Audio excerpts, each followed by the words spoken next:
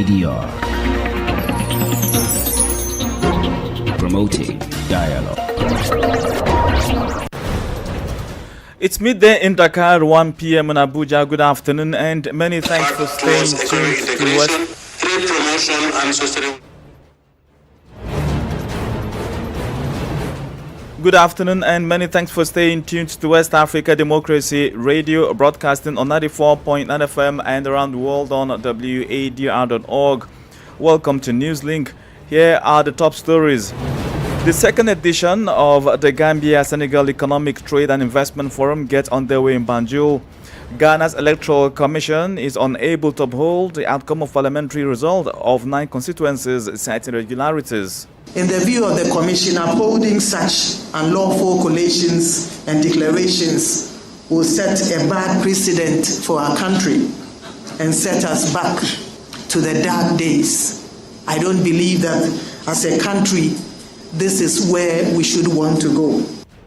Nigerian President Bola Tinubu orders an investigation into a stampede at a fun fair which left over 30 children dead.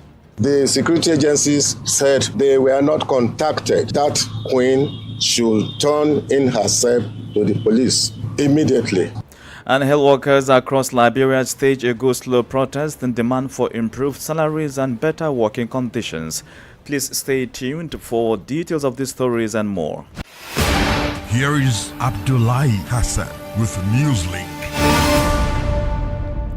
Many thanks for joining our broadcast and a warm welcome to our listeners within the sub-region and beyond. The second edition of the Gambia-Senegal Economic Trade and Investment Forum commenced on Thursday in the Gambian capital, Banjul. The event marks a significant milestone in strengthening bilateral and regional economy ties. Here in Senegal, President Bassirou Diomaye Faye has launched an initiative to rewrite the nation's history through its streets and public spaces. Announced at the recent cabinet meeting, the program aims to rename streets, avenues, and boulevards, replacing colonial-era names with those of national heroes and events significant to Senegal's history. Christopher Ticho has the rest of the details. The initiative seeks to strengthen national identity and promote Senegal's cultural heritage. President Bassirou Diomaye Faye emphasized the importance of encouraging young people to connect with their history while honoring historical figures and milestones. To implement the program, the Prime Minister, Minister of Local Authorities, Minister of Culture, and Secretary of State for Historical Heritage will collaborate with local authorities to propose new names and execute decisions. Beyond renaming streets, the initiative includes revising school textbooks to better reflect Senegalese history and establishing a national council for memory and historical heritage management. The council will focus on preserving heritage and transmitting collective memory. The move is seen as a step towards economic, social, and cultural development with potential to attract more tourists, strengthen national identity, and boost cultural and creative industries. Christopher Ticho with that report. And now to the Sahel, precisely in Burkina Faso. Individuals convicted in connection with the failed coup of September 2015 are set to be granted amnesty in the coming weeks. A draft law supporting this decision was approved during a cabinet meeting on Wednesday. The draft will now be submitted to the Transitional Legislative Assembly for the final approval. H.R. Tisu reports. The cabinet meeting on Wednesday approved the decision to grant amnesty to those convicted in the failed coup case. According to the Minister of Justice, Idaso Rodrigue Bayala, the move aims to provide justice, particularly for those who appealed the verdict of the military tribunal. The same personnel involved in this legal process are also deployed on the front lines in the fight against terrorism. However, their career progress is stalled simply because the judicial process remains incomplete. Although they are still entitled to the presumption of innocence, they face penalties solely because the legal proceedings have not reached their conclusion. The trial involved 84 defendants. Some, including Generals Jibe Dendere and Jibri Basole, were convicted, while others were acquitted. Once the Transitional Legislative Assembly passes the law, a decree will specify the individuals eligible for amnesty. Minister Bayala listed the grounds on which the amnesty will be granted. Il faut faire preuve. There is a need to demonstrate unwavering commitment and patriotism in efforts to reclaim the territory. Exemplary behavior during detention is also essential. Lastly, individuals must express clear willingness and genuine interest in being deployed for operations aimed at reclaiming the territory. The failed coup resulted in 14 deaths and 270 injuries. The trial, which lasted 19 months between 2018 and 2019, concluded with some defendants filing appeals against their judgments. HATC with that report by our Ouagadougou correspondent Martin Kaba. Still in Burkina Faso, the Regional Humanitarian Fund for West and Central Africa has allocated a total of $14 million, equivalent to 8.5 billion CFA francs, to the country in order to mitigate the worsening humanitarian crisis. The UN humanitarian coordinator for Burkina Faso stated that this allocation would address priorities identified under the 2024 humanitarian response plan. The funds are expected to support over 360,000 people, including 310 women and girls. Priority areas include food security, livelihoods, protection, health, nutrition, water, hygiene and sanitation, and shelter. The regions most affected by the humanitarian crisis will be targeted, including the Bokul de Muhum, the East, the North, and the Sahel region. Persistent insecurity continues to cause massive displacements, the UN Humanitarian Coordination for Office in Burkina Faso noted. More stories coming up on West Africa Democracy Radio. Newslink continues. As a reminder, we're live on WADR.org and on Facebook at WADR English Service. Ghana's Electoral Commission says it cannot uphold the results of a parliamentary result of some 9 constituencies in the just ended December 7 general elections. Addressing a press conference on Thursday, Chairperson of the Electoral Commission, Jean Mensah, outlined concerns over the declaration of parliamentary results in these constituencies. She stressed that the declaration did not follow the laid-down procedures enshrined in C1127, the law that regulates the conduct of presidential and parliamentary elections in Ghana. From Accra, Nadiri Tete reports. Results for 9 outstanding constituencies remain a significant challenge for Ghana's Electoral Commission. The Commission attributes the impasse to threats from supporters of political parties who stormed coalition centres, vandalized property, and destroyed critical pink sheets necessary for the coalition process. It has criticized the National Election Security Task Force for failing to provide adequate protection for its staff during the coalition and declaration of parliamentary results in these constituencies following the December 7 elections. At a press briefing on Thursday in Accra, the EC chairperson Jean Mensah stated that the Commission would not uphold the parliamentary results for the 9 constituencies, citing non-compliance with the laid-down procedure stipulated in CI 127, the law that regulates the conduct of presidential and parliamentary elections in Ghana. The Commission is keen to ensure that all the outstanding processes in the 9 constituencies follow due process. As indicated, the Commission will not uphold declarations ensuing from incomplete and unlawful processes. And these include the Nsawam Aduajiri, Ahafuano Southwest, and in the Ahafuano North, Obuasi East, Kaikwe Central, the Ablekuma North, Itema Central, Techiman South in the Bono East region.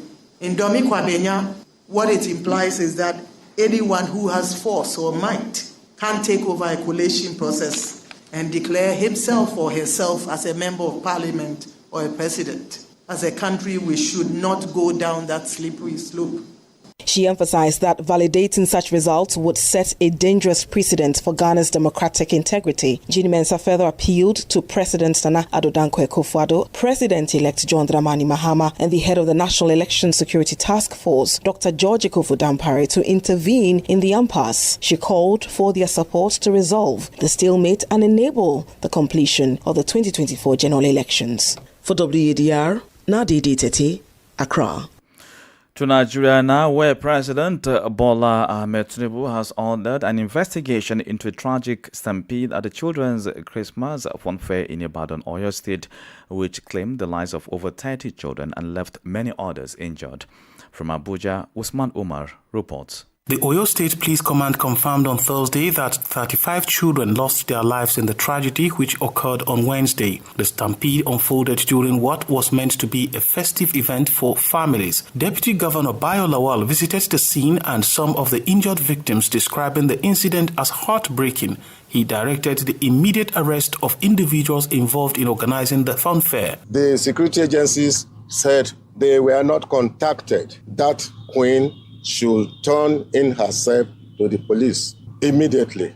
And then the radio station, proprietor of that radio station, should also turn in himself. According to local sources, the event was heavily promoted on a radio station, promising cash and gift items to 5,000 children who will attend. However, an overwhelming crowd turned up, leading to chaos and the fatal stampede. The owner of the local radio station reportedly collapsed upon hearing the news. This tragedy comes amid a string of recent disasters in Ibadan. In October, a building collapse claimed 10 lives, injuring 7 others. Earlier this year, in January, an explosion allegedly linked to illegal mining killed 2 people and left over 70 injured. President Tinubu has assured the public that the investigation into the latest incident will be thorough as the nation yet again mourns the loss of innocent lives. For Newslink on West Africa Democracy Radio, Usman Umar reporting from Abuja. You are listening to Newslink here on West Africa Democracy Radio, broadcasting on 94.9 FM and online at wadr.org. Here's a reminder of our top stories. The second edition of the Gambia-Senegal Economic Trade and Investment Forum gets underway in Banjul. Ghana's Electoral Commission is unable to uphold the outcome of a parliamentary result for 9 constituencies, citing irregularities. In Burkina Faso, individuals convicted in connection with failed coup of September 2015 are set to be granted amnesty. Nigerian President Bola Tinubu orders an investigation into a stampede at a fun fair which left over 30 children dead. Still ahead in the news, health workers across Liberia stage a go-slow protest in demand for improved salaries and better working conditions. We also have the guest interview and sports news. Please stay with us. You are listening to West Africa Democracy Radio, broadcasting from Dakar, Senegal. Well, let's take you to Liberia, where health workers have embarked on a go-slow protest in demand for salary increments and better working conditions. Hours into the protest, patients and families seeking care at various hospitals are expressing delays in accessing services. The health workers, however, insist that their demands must be addressed before they fully resume operations. WADR's Grace Joshua in Monrovia completes the story. In recent days, there has been an avalanche of angers and discontent over the way Workers' Administration is handling the affairs of the state. Key sectors, including health workers, are frustrated over delay in salaries and the current state of the country economy. The discontent has been brewing for weeks. Health workers are demanding what they say is the long overdue upward adjustment of salaries and better working conditions, warning that the health sector is on the brink of collapse if urgent attention is not given to their concern. A health worker who pleaded anonymity expressed deep disappointment over the state of health workers, especially in rural areas across the country, where access to potable water and shelter has proven to be a challenge. The nurses also want improvement in the living standard. They want salary increasement. The same old story. They want a ideal working environment. Some of them want area to stay. But 85% of our country, there is nothing called nursing quarter in a federal hospital. So there's a lot of advocates that these nurses are making. See, I talk to them and that's what they say. At the Telewilliam Memorial Hospital in Lofa County and the C.H. Rennie Hospital in Kakata-Margibi County, patients are bearing the brunt of the industrial action, expressing delay in receiving treatment with no end in sight for their go-slow protest. For West Africa Democracy Radio, I'm Grace Joshua in Monrovia. The Ivorian government has announced the 3-year extension of its special procedure to regularize the status of citizens without a birth certificate or with damaged or lost documents. Announced on December 14, 2024 by government spokesperson Amadou Coulibaly, this initiative seeks to ensure more citizens can acquire official birth certificates, enabling them to fully exercise their civil rights and access essential public services. The extension simplifies administrative processes, addressing long-standing challenges caused by the destruction of documents during past crises and a lack of public awareness. Introduced under Law No. 2018-863, the procedure is free, accessible, and includes amnesty provisions for individuals using forged certificates, allowing them to regularize their identity without fear of prosecution. The government spokesperson further emphasized that this decision reflects the government's commitment to equal opportunity and inclusivity, recognizing a birth certificate as critical to accessing education, healthcare, and employment. Elsewhere, Benin's President Patrice Talon, in his State of the Nation address Friday morning, outlined achievements recorded by the government in the year 2024. Talon's address is in accordance with the Constitution. While several sectors of the nation's economy have seen drastic and remarkable growth, the security sector, faced with the growing terrorist threat, remains a challenge. President Patrice Talon vows stringent measures to restore calm and protect Benin's territory from any invasion. Nos succès sont incontestables dans tous les domaines. Our successes are undeniable in all areas, even if their effects are not always immediately noticeable. The only area in which we are still struggling remains that of the fight against terrorism on the northern border of the territory. Despite our efforts, which allow us to contain the evil, even to roll it back, our defense and security forces positioned on our northern border lines continue to be tested by terrorists in complete freedom in neighboring countries. However, I can tell you that the investments that are underway are significant in terms of equipment, infrastructure, and human resources will soon allow us to keep the terrorists away from our territory. Honorable Member of Parliament, the high cost of living and the low purchasing power of the majority of us also remain a point of dissatisfaction and pain for me. But together we are building the country day after day so that it ultimately offers everyone the best opportunities for development. Benin, our country, has found its way and it is irreversible. The opinions and wishes of those nostalgic in search of a return to our shameful past matter little. Finished the encroachment of political power by incompetent and ill-intentioned sailors of illusions. No pleading, no railing, no threat will make us back down. President Patrice Talon of Benin during his State of the Nation address earlier today. And just before the guest segment, let's take you to the Central Sahel, where Chad has issued an ultimatum to France demanding the complete withdrawal of its armed forces by January 31, 2025. The move comes after the breakdown of military cooperation agreements between N'Djamena and Paris. Military sources have said the 7-week deadline to evacuate 1,000 soldiers and important equipment is considered impossible to meet. A French diplomat disclosed that the negotiations is still ongoing, insisting on the technical but constructive nature of the discussions. The Chadian request puts pressure on the French military apparatus despite both parties saying they want to find a negotiated agreement. While the Chadian government emphasizes its desire to preserve a certain partnership with France, authorities in that country are pushing for an accelerated withdrawal of the French troops. So far, some 2,000 fighter jets have left the N'Djamena base. 2 other sites will be evacuated in the coming days. Politics, analysis on major news, social matters, and all. This is A Guest.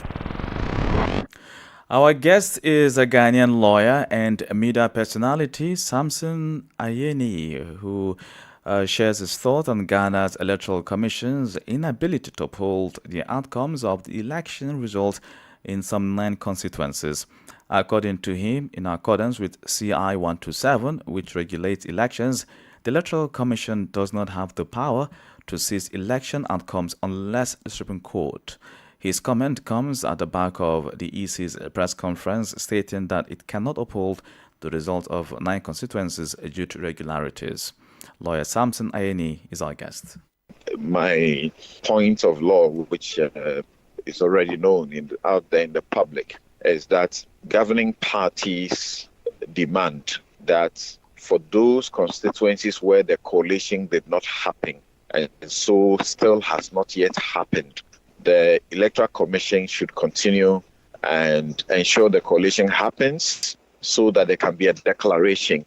I agree with them on that, but where I disagree with them, and I support the NDC, the opposition NDC, who have now won a supermajority in Parliament, is that the Electoral Commission should turn down the request from the NPP to recollate for constituencies where the collation has already occurred and declaration has happened, because by the constitutional instrument regulating the elections, CI 127, once the collation is over and the declaration is over, the job of the returning officer or the EC officer who has done so is over. And the EC is not the forum to relitigate the matter. The EC doesn't have the power to do what it is currently saying, that it wants to recollate because some of those constituencies, the collations were done in breach of CI 127. If you read at 284, the Representation of the People's Law, at section 20, it is very clear that if the declaration does not meet the requirements of law, either because of intimidation, either because of bribery, either because of some corrupt activity, because of some non-compliance with the laws, and it mentions the regulations and the other laws, then the party that is aggrieved has to go to the High Court. And when they go to the High Court, the court is the one that can annul or cancel that result and determine that the other candidate who was declared not to have won has won. So what the EC has sought to do, including through the press conference yesterday, I say is completely against what the law dictates. EC says some of its coalition centers were vandalized and, of course, were even burnt down. So those places, if EC says that they do not have their pin sheet and stuff to at least attest, would there be a possibility of re-election in those particular constituencies? It's a matter of fact. That has actually happened. First things to be done is that those are acts of criminality. Those who set alight any EC office, that is arson. Those who vandalize EC property and voting materials, all of that is duly captured in law as offenses that ought to be punished.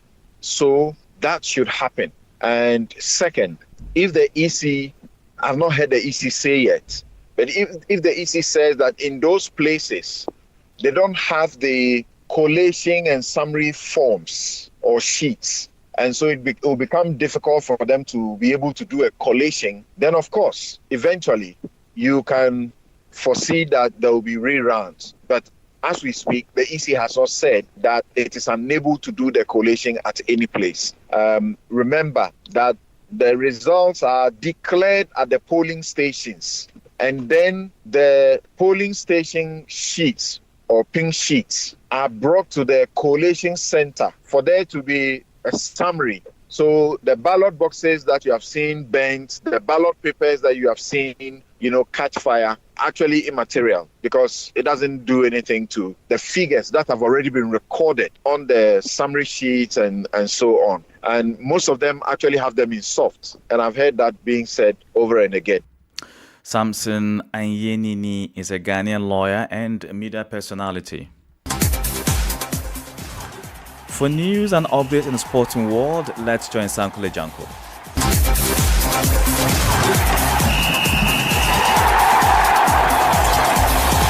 Hello out there, a warm welcome and thank you for joining us. The latest FIFA rankings have reinforced Morocco's dominance in African football, with the Atlas Lions ending the year as the highest-ranked African nation, despite slipping 2 places globally.